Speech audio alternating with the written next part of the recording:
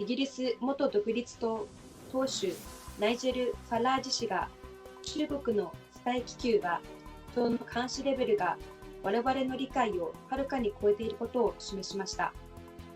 欧米政治家の多くは中国共産党に立ち向かう度胸がなく、多くのエリートがすでに中国共産党に買収されていることに間違いない。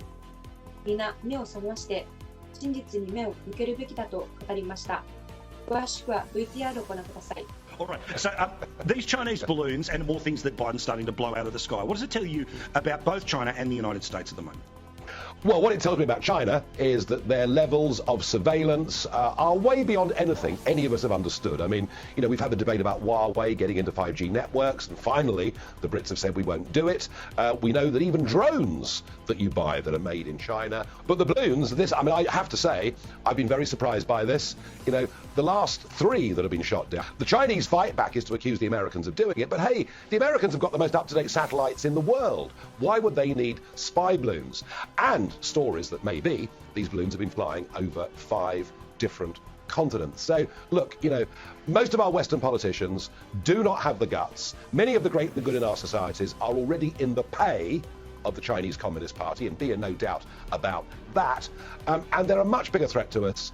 And the more we learn, the bigger we realise that threat is. As for America, well, it took Biden days to shoot down the first one, but finally he did.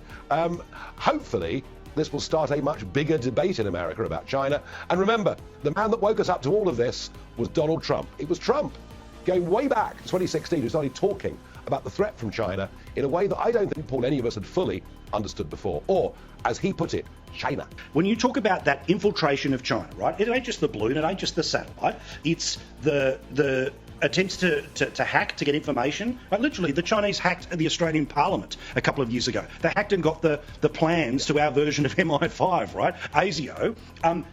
But on top of that, because so many companies want to sell stuff or build stuff in China, and they end up having a disproportionate effect on the government than the citizens at any one time, our governments are in a position where they're saying one thing about national security and wanting to stand up to China, but they're presiding over economies that are totally exposed to China.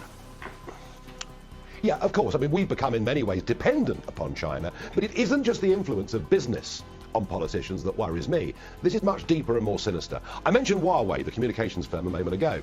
If you have a look at the UK non-executive directors of Huawei over the course of the last 10 years, what do you see? You see retired senior politicians, retired senior civil servants, and retired bosses of giant business conglomerates. And this goes right to the top of British society. And if it's happening here, you can bet your life it's happening in Australia, in America, and everywhere else. You know, money is a very, very effective tool to get people to dampen their criticism. So this is very sinister, it's very deep, and what we need to understand is that the Chinese are playing a 100-year game towards world domination. Wake up and smell the coffee, everybody.